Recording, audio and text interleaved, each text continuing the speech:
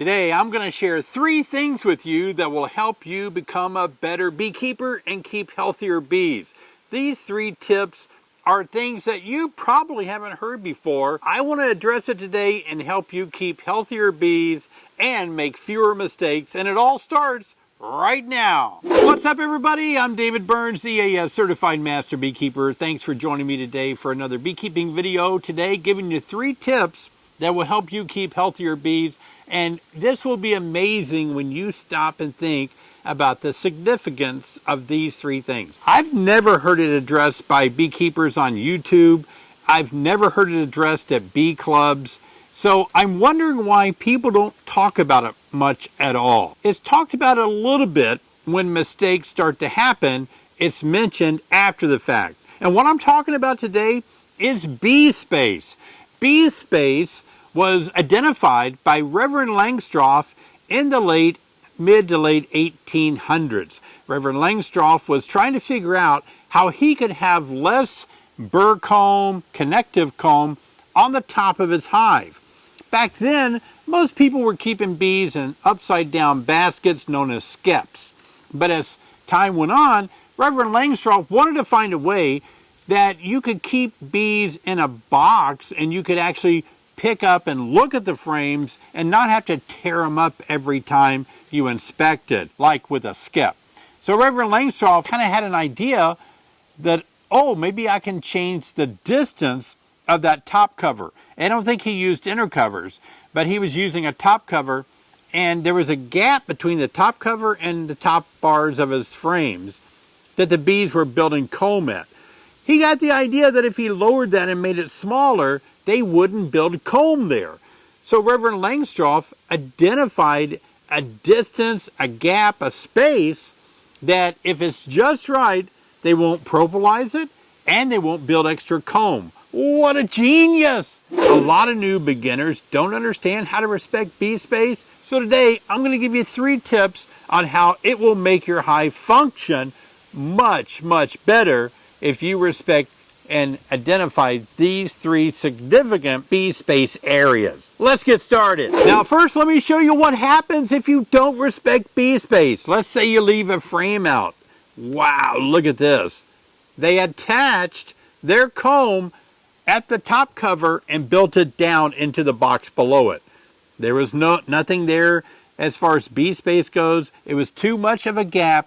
So they decided to fill it up with comb. That's what bees are going to do when they fly into a big tree or something. They're going to fill it up with comb. Now, on the other hand, if you get the Bspace kind of small, they're going to propolize it. That's like if you have a little crack in a box, a little opening, just a thin little opening, like a box is not meeting up just right. They're going to propolize that to keep the wind out, keep the weather out. So too small of a gap, they're going to propolize it. Too large of a gap, they're going to build comb. And a lot of you have sent me pictures wondering what's wrong with your hive. Some of you even asked, what are these worms that I see? And what's happening is, since Bspace is not being respected between frames or boxes, the bees are building comb, and it's usually drone comb. And so when you go to inspect your hive, you actually separate the frames, tearing open these areas where there's drone comb exposing not worms, but drone pupae. And so that's what is happening with a lot of new beekeepers. So today, I want to show you how to keep your frames tight together. And get this, another important tip. I need you to line up the top frame with the frame below it. Oh, this is so critical. The bees want to see our 2 frames that go from the top to the bottom, or all 20 frames. They want to see each one of those as one continuous frame. So if we line them up together, that will help them. If we stagger them just a little bit, it's confusing, there's burr comb, and there's a problem. Let me show you how this works out in the boxes. Now what I've done, I've purposely scrambled up some of these frames here. As you can see that I've actually put a little more of a gap right here, and then up at the other opposite top up here, I put another gap there. So if I take the next box and I place it on top of this box that kind of has some scrambled up frames in there, and I just line it up, we might think that all is good. and we might think everything is fine. But if you look down through there, which is sort of hard to do, you'll find that these frames do not match up with the frames below them. Let's pretend that this frame is actually hanging in the box on top of this box. And let's say it's the fourth frame over, and it's perfectly lined up with these three frames, even though the one below it isn't. Guess what happens? This frame is going to hang about right there. And as you can see, with it hanging right there, there's nothing but a space below it. So even though you may have all your 10 frames in both boxes, if you leave a gap between the bottom of this frame here and these tops, the bees will actually make some kind of crazy comb in between here. Now, the really only true way to make sure that your top box frames line up with your bottom box frames is, again, to take your hands so that your frames are just one continuous set of 10 frames. Putting your hands between them like this and pushing them in the middle, or your hive tool if they're sticky. And that's why you may want to make sure you keep your ears cleaned off with propolis or wax buildup. Keep your edges cleaned off good. So now when you put this next box on top like this and line it up, they're not lined up until we take our fingers along the edge walls and we push everything tight in the middle and we balance it the same way. So now let's just do an experiment. We'll take a look, and we're going to look at 1, 2, 3, 4. This is the one that we want to see. Is this one lined up perfectly with the one below it? So I'm going to put a line right here in the middle, and that will show me where the middle, I'm pretty close. And I'm going to do the same on the opposite side. Now we're going to take this frame out and see if the frame in the super below it is in the exact position as this frame is here. Let's just draw it. Try not to move anything. Pull it straight out. Yeah, I don't think it could be any closer. Do you see what I'm saying? But again, we have the potential, if we reach down in there, we have the potential to mix things up, see? And look how bad that would be if we did, how off-centered that would be, and they would build crazy combs. Now there's another aspect to this that is so important, and it's going to be tough to demonstrate, but I'm going to do my best. You can see it's at 0, and we'll just take a reading of what the space is between the two frames. Now we're aiming for not more than 1/4 inch, which would be, that would be about 0.250 of an inch. All right, I got it. Yeah, see, it's a little bit larger. Not bad. This is one of the better ones that I've seen. So it's a little bit bigger than 1/4 of an inch. Not by much, but by a little bit. But that's pretty darn close. So if you build your own equipment, a lot of beekeepers don't respect Bspace here.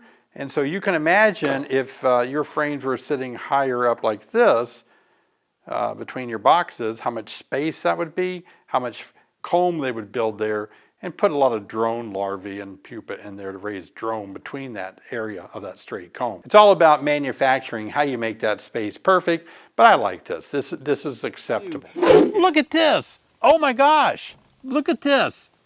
This is a mistake that a beekeeper made with frames. I'll give you an idea. I'm going to set it up so you can see what happened here.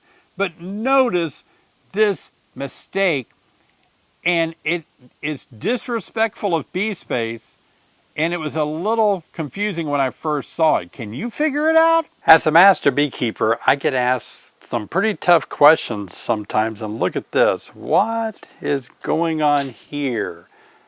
Somebody sent me this picture and said something is wrong with my hive. It doesn't go together correctly. And I had to study it for a little bit to determine what was wrong. Here's what's wrong with this configuration. It's pretty simple, actually. This box on the bottom is upside down. There's no frame hangers for these frames to hang on. They're sitting on the lip. So to correct it, all you have to do is take your frames out and flip your box over and rehang your frames like this. Now your frames are going to go down inside the box like they're designed to go, like that. And let me show you, when you put the boxes back together, everything lines up perfectly. An easy fix. I've seen so many new beginners make those kind of mistakes. Between 3/8 and 1/4 inch is usually what we find to be the perfect space that bees allow themselves to walk through. They need that space to travel, to work frames, to pass through as two bees back to back. They need that space. And so that's what Reverend Langstroth identified, and that's the boxes that we see today, known as the Langstroth hive. It's kind of fun when you stop and think about Bspace, because not only did Reverend Langstroth identify a space that bees like to keep open to travel, but Bspace also includes things like the queen excluder spacing. What is the gap that the queen can't go through, but the workers can, or the drones can't? All these spaces have been identified and measured out, and I'm going to put them right here for you now. Look at the spacing here. If you need to keep this for a reference point, this is really cool. It shows the different spacing, the different gaps that bees use in their hive, and how we as beekeepers can also respect these spaces as well. We can identify the queen spacing. We can identify the spaces that bees are going to use that drones can pass through and can't pass through. I hope these 3 tips have been helpful for you. Let me go over them again. I want you to keep all your frames pushed tightly together to respect bee space between frames. Don't make the mistake of leaving a frame out or a few frames out, or the bees are going to build comb there. Secondly, I want you to be sure and line up your frames on top of each other. I want them to be lined up perfectly from the top box to the bottom box so they're not staggered. We want the bees to see it as one continuous frame that they can pass easily from the top section into the bottom section. And thirdly, let's make sure the gap between the top frames and the bottom frames is around 1/4 inch, a hair above or a hair below. Now the reason that this gap varies is because on your hanger areas, the groove that's cut that your frames hang on, that can become filled with propolis, it can be filled with wax, or a continuation of your frames building up some propolis on them that makes them higher. They don't sit deep into that groove anymore. So you need to clean with your hive tool, clean out those ears on the edges of your frames. Drag a hive tool and scrape out the grooves so that these top frames in both boxes can sit adequately down and respect bee space. Thanks so much for watching. I really hope this is helpful. I hope today's video has been valuable for you.